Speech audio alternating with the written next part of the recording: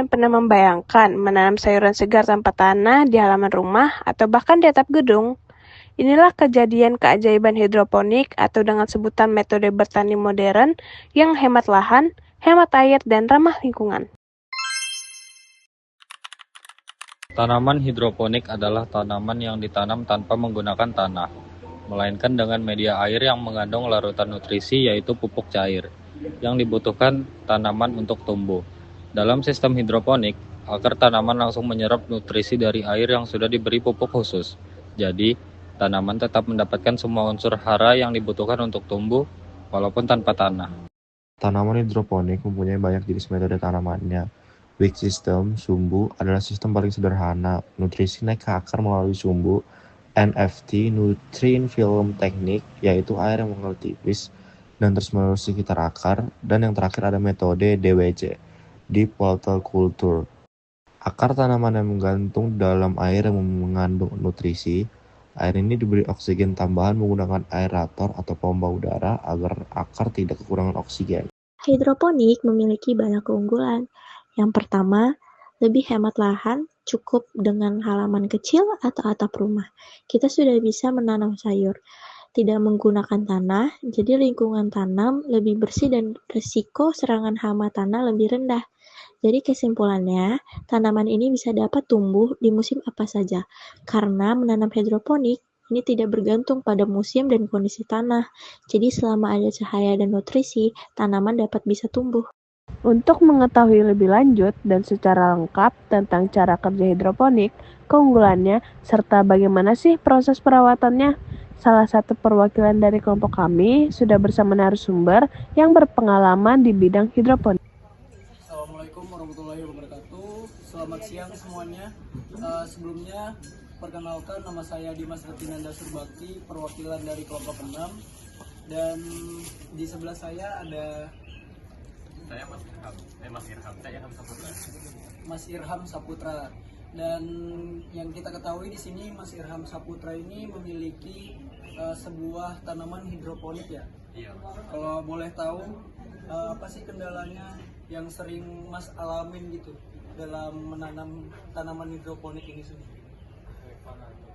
Kalau kendala itu ketika kita melihat ke kondisi airnya, Mas. Kondisi air kadang kan di sini kan saya mengandalkan air hujan atau enggak air dari PDAM. Itu kalau air PDAM sih biasanya aman pH-nya. Tapi kalau air hujan itu biasanya pH-nya tuh kadang asam, kadang basah gitu, Mas. Oh, jadi tanaman segar atau enggaknya itu tergantung pH yang dikasih ke tanamannya itu. Kalau perkara segar sih bukan dari pH-nya, Mas. Kalau pH itu ngaruhnya ke tingkat tanaman ini menyerap nutrisi yang ada di air itu. Tapi ngaruhnya itu ke kondisi tanamannya, karena nutrisinya kurang terserap. Jadi tanaman itu mungkin kurus, atau biasanya itu kalau petani itu sebutnya kutilang. Kutilang itu yang tidak berkembang.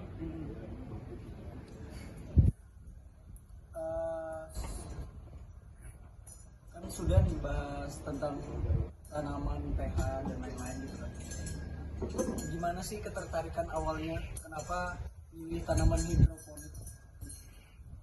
Kalau alasan saya milih buat nanam hidroponik ya, Mas, itu awal mulanya memang dari kecil saya hobi buat coba-coba tanam. Oh, dari kecil ya? Dari sudah kecil, berarti ya? iya. Cuma ya namanya anak kecil ya, nggak tahu Iya, ilmunya iya. gitu. Jadi ketika SMK itu saya ketemu satu orang guru yang memang minatnya juga ke bidang pertanian. Jadi saya sama beliau itu belajar gitu. Walaupun belajarnya ya di luar kelas.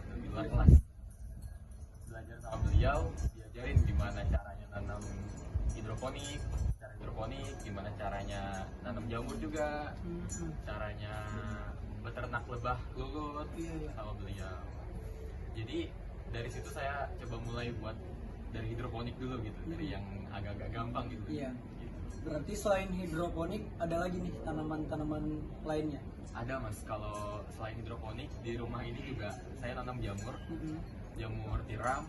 Terus di belakang itu saya lagi coba-coba buat tanam jagung manis. Oh, jagung manis. Jagung tuh berapa jenis sih biasanya? Nah, kalau jagung itu saya masih kurang mendalami ya mas. Cuman saya coba tanam yang memang konsumtif bagi warga-warga sekitar. Oh iya. Ada nggak saran buat kita sebagai yang mungkin baru pengen mulai buat nanam-nanam dan lain-lain gitu? Ada nggak kayak gimana sih caranya buat kita yang masih baru banget buat mulai nanam itu? Kalau saran dari saya ya, cobalah buat mulai bertani. Karena kenapa? Karena bertani itu akan selalu hidup, akan selalu berhasil, akan selalu dibutuhkan selama ada manusia begitu mas.